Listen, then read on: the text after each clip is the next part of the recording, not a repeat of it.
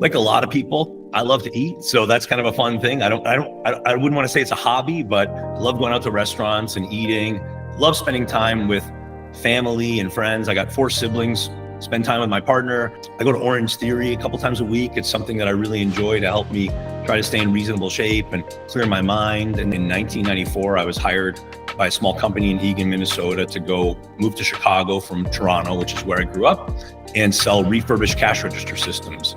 It was a really interesting business.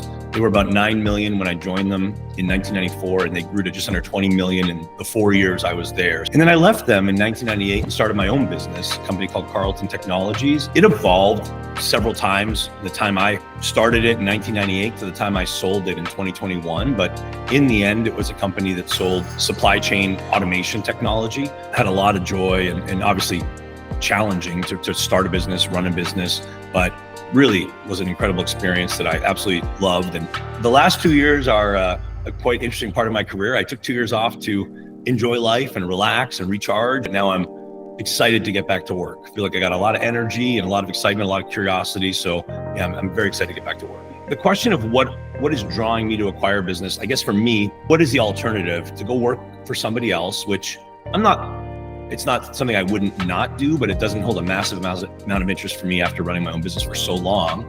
And then the other option is to start a business. You know, I've definitely thought about it and it intrigues me.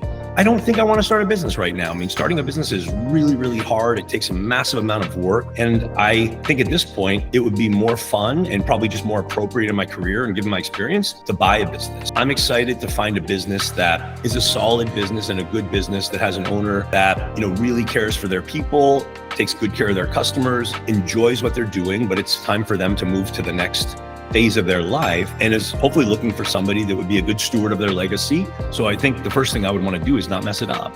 So I want to go in and really just observe for a while, spend time with every employee. And I kind of want to know some basic things. You know, what are the 3 things we do really well as a business that we should celebrate?